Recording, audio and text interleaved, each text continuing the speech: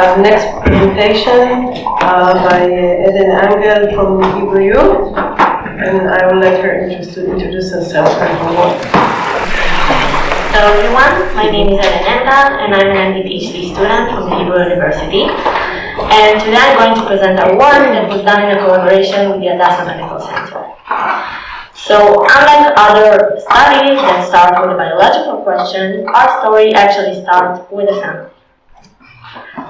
So our family came for genetic consulting in the Autism Medical Center because their son had a global developmental delay and autism. And the parents are first cousins, and he is their firstborn son while they had one first trimester miscarriage prior to his birth. The child was tested genetically, and in the exome sequencing, he was found as a carrier of the homozygous variant in the WBP4 genes, while both of his parents were heterozygous. And it was about 5 years ago, and since then the family had two more healthy daughters, one miscarriage of twins, and also one miscarriage of a fetus that was tested genetically and was found as a homozygous mutant in the WBP4 gene. And this fetus had severe INGR and a heart defect. So we looked up in the literature and trying to understand if WBP4 is a known disease-causing gene, and we couldn't find any evidence for that. But through GeneMatcher, we could find 10 more cases worldwide that had different homozygous WBP4 variants. In 5 of these cases, the one from Egypt, we actually see exactly the same mutation as in our family. If we look at the phenotype of this disorder, we can see that in all the cases that were assessed for their development, because they aged enough to be assessed for that, we found global developmental delay and intellectual disability. In the 5 cases that were assessed and screened specifically for autism, 4 were truly tested as a autism spectrum disorder, and also many of them had different stereotypic or hyperactive behaviors.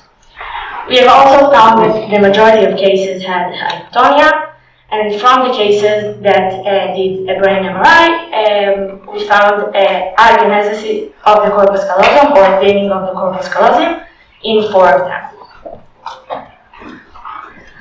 Apart from the neurodevelopmental phenotype that was very prominent in all the cases, we could also see these different dysmorphic features, skeletal abnormalities, and also cardiovascular abnormalities from different kinds, as well as other congenital abnormalities.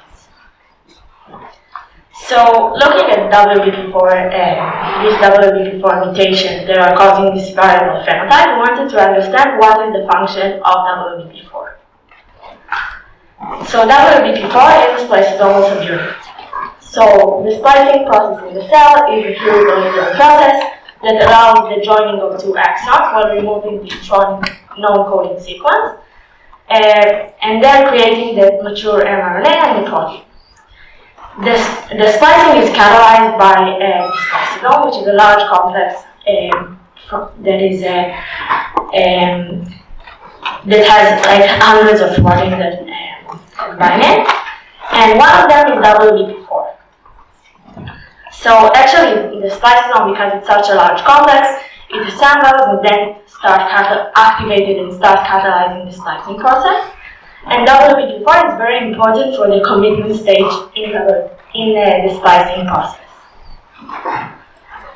If you look at the expression levels of WBP4 throughout the body, we see that it's expressed in many tissues, but it is highly expressed specifically in skeletal cells and in the different brain tissues, as you see in yellow, and also in the heart muscle, which correlates with the variable phenotype we've seen in our cases.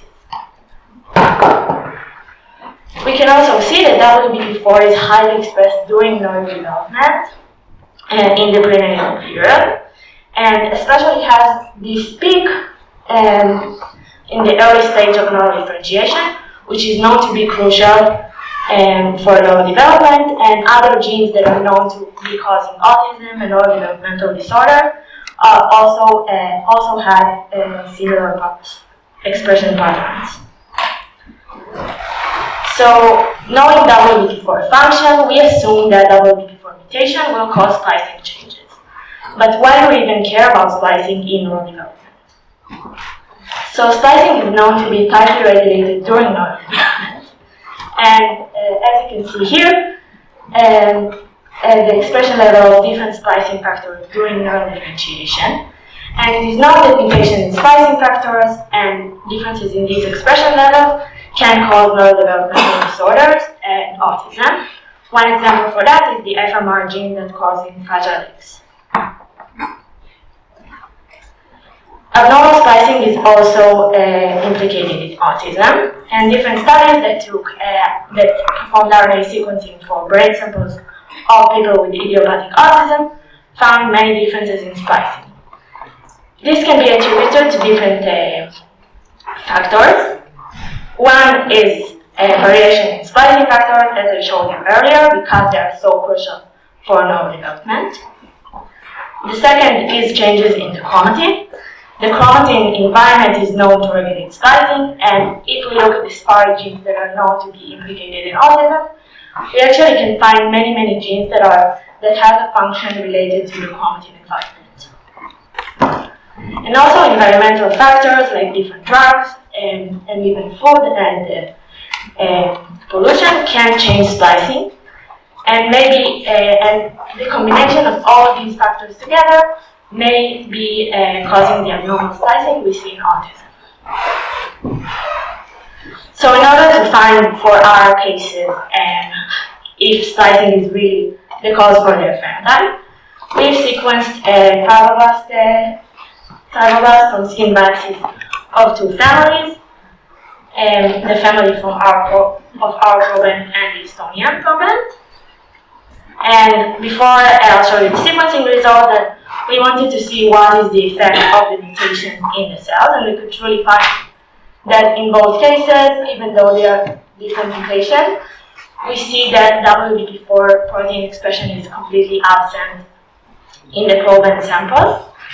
And also we can see that in the heterozygous healthy parents, we see less of the amount of the protein compared to wild-type cells. So looking at the transcriptomic signature of in each case, we see that there is a high variance between the sample. And actually you can see that, for example, for the Israeli case, we see it is very different from his healthy parents, but it is quite similar to the Estonian case, which is surprising because usually when we sequence RNA from different people, with different genes and different environmental factors, we see very wide differences, but here they actually cluster together, probably because they are both WBP4 mutant. We performed alternative splicing analysis for each family separately, comparing the child samples to his healthy parents, and we found thousands of genes that are changing their splicing, and 619 of these genes were common in both cases. So we continued working with these genes in order to try and understand how this missplicing can cause the neurodevelopmental delay and the phenotype we see. So we performed gene ontology analysis for this group of genes. And we actually found that the top related phenotype using human phenotype enrichment, APO, was related to abnormal nervous system physiology. We could also see abnormality of the musculoskeletal system as very highly ranked. And this suggests that WBP4 is actually regulating the splicing of genes related to neurodevelopment. If we intersect this group of alternative spliced genes with the SPARI category 1-2 genes, we could also find dozens of genes that are changed in splicing and are known to be causing autism. We have validated our RNA-seq analysis using a real-time PCR.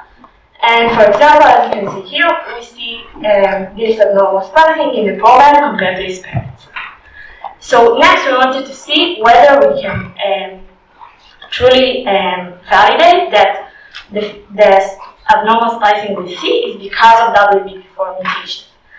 So we reintroduced WBP4 to these fibroblasts and again checked the splicing pattern.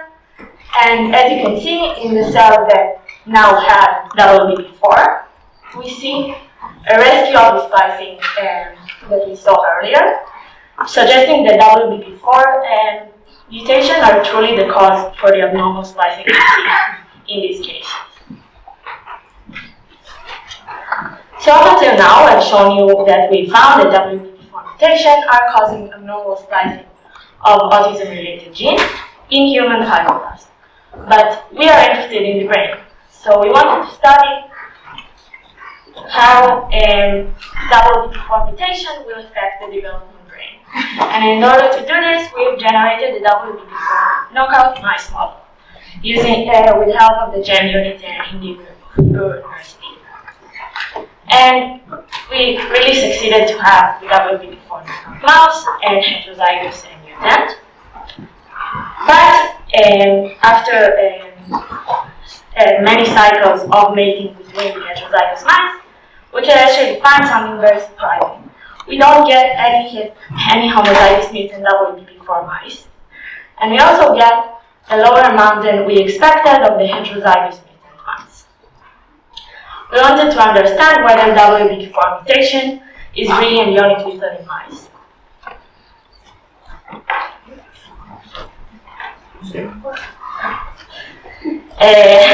So we looked at the embryonic day 13, and then we could find the knockout mice. And when we look at the brain, and we can really see that wild-type mice had WBP4 expression in the brain, while the knockout mice were truly knocked out. Going back to understanding why does this happen, we went to the RNA sequencing results, but now instead of looking at the human phenotype enrichment, we looked at the MGI mice phenotype enrichment. And we actually found that the top 5 related phenotypes that are present in the genes regulated by WBP4 are related to embryonic lethality in mice, which suggests that the effect we see in the mice is truly related to WBP4 elation of splicing.